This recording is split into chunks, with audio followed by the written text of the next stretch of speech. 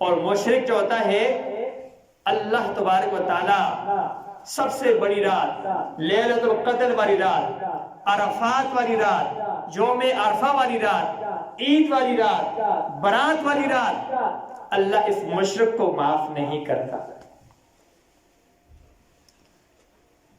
دوسرے نمبر پہ، جس کے دل میں کینہ ہو، بغض ہو کسی مسلمان کے بارے میں، کسی کو نقصان دینا چاہتا ہو، کسی کے نقصان پہ دل میں خوش ہوتا ہو، موقع ملنے پہ بدلہ بھی لیتا ہو، کسی کو کامیاب نہ دیکھتا ہو، دل میں میل رکھنے والا، اللہ تبارک و تعالیٰ ایسے انسان کی بخشش بھی نہیں فرماتا۔ کہتے ہیں ایک تو شب برات میں، لیلۃ القدر میں جو رمضان کی بڑی رات ہے، حضرت جبرائیل علیہ السلام فرشتوں کو لے کر زمین پہ آتے ہیں، اور حضرت جبرائیل فرشتوں کو بھیجتے ہیں زمین میں پھیل جاؤ، جہاں جہاں اللہ کے ذکر کے حلقے لگے ہوئے ہیں، تعلیم و تعلم کے حلقے لگے ہوئے ہیں، عبادت کے حلقے لگے ہوئے ہیں، جو لوگ اللہ سے مانگ رہے ہیں، اللہ کے سامنے رو رہے ہیں، ان کی محفلوں میں جا کے شریک ہو جاؤ۔ پوری رات حضرت جبرائیل فرشتوں کے ساتھ اس زمین پہ رہتا ہے، اور جب صبح ہوتی ہے تو حضرت جبرائیل آواز کرتے ہیں، سارے فرشتوں کو بلا لیتے ہیں، سارے فرشتوں آ جاؤ، اب جانے کا وقت ہو گیا۔ وہ سارے فرشتے حضرت جبرائیل علیہ السلام سے پوچھتے ہیں کہ جن لوگوں نے راتوں کو عبادت کی، جن لوگوں نے اللہ سے رات کو جنت مانگی، کسی نے جہنم سے پناہ مانگی، کسی نے رزق مانگا، کسی نے بخشش مانگی، اللہ کا فیصلہ ان لوگوں کے بارے میں کیا ہوا؟ اللہ کا فیصلہ ان لوگوں کے بارے میں کیا ہوا؟ حضرت جبرائیل علیہ السلام اللہ تبارک و تعالیٰ سے پوچھ کر اللہ کے حکم سے ان فرشتوں کو جواب دیتے ہیں کہ اللہ تبارک و تعالیٰ نے سارے لوگوں کو معاف فرما دیا، سارے لوگوں کو معاف فرما دیا، ساروں کی نیکیاں اللہ کی دربار میں پیش کی گئی، قبول ہو گئی، لیکن 4 بدبخت ایسے تھے، حضرت جبرائیل علیہ السلام فرمائیں گے ان کے اعمال کو یہیں چھوڑ دو، اللہ کے سامنے بھی پیش نہیں کرو۔ کتنے؟ 4 ایسے بدبخت، ان کے اعمال کو اللہ کے سامنے بھی پیش نہیں کرو، یہیں چھوڑ دو، یہ مردود ہے، ان کے اعمال قبول نہیں ہے۔ ان میں سے بھی پہلا مشرک ہے۔ دوسرا، جس کے دل میں کینہ ہو، کسی مسلمان کے بارے میں حسد ہو، اللہ تبارک و تعالیٰ کے سامنے اتنی بڑی رات میں اس بندے کے اعمال پیش نہیں ہوتے۔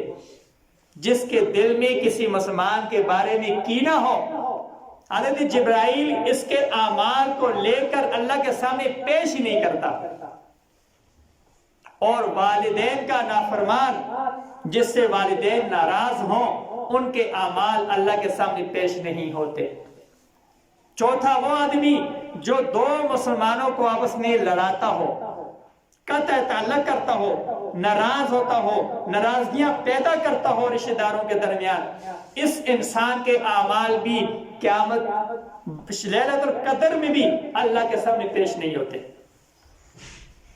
تو یہ کینہ ایسا گناہ ہے، جمعرات کو اور پیر والے دن، یعنی جمعے کی رات اور پیر والی رات، اللہ تبارک و تعالیٰ جنت کے دروازے کھولتا ہے، کائنات کے گناہ معاف فرماتا ہے، گناہگاروں کے گناہ معاف فرماتا ہے، ان سارے لوگوں کے اعمال اللہ کے سامنے پیش ہوتے ہیں۔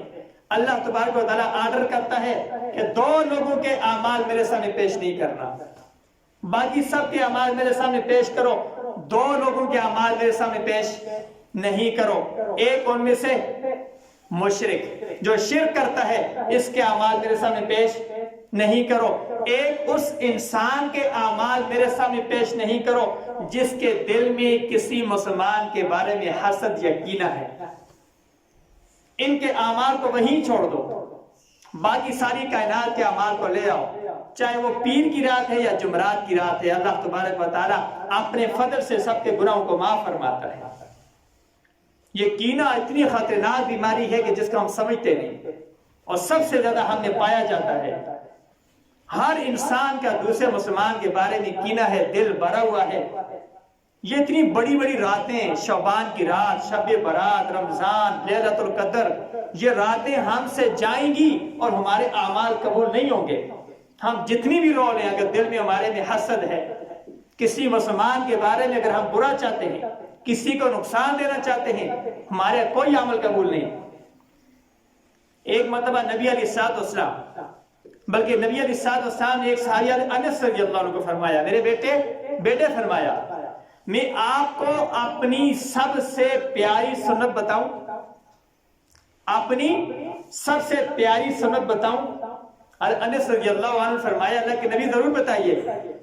اللہ کے نبی نے فرمایا، انس میری سب سے محبوب اور سب سے پیاری سنت یہ ہے کہ میں اپنے دل میں کسی مسلمان کے بارے میں بغض نہ رکھوں۔ یہ میری سب سے پیاری سنت ہے۔ آپ بھی میری پیاری سنت کو لیں اور اس دل کو ساری کائنات کے بارے میں کیا کریں؟ صاف و ستھرا رکھیں۔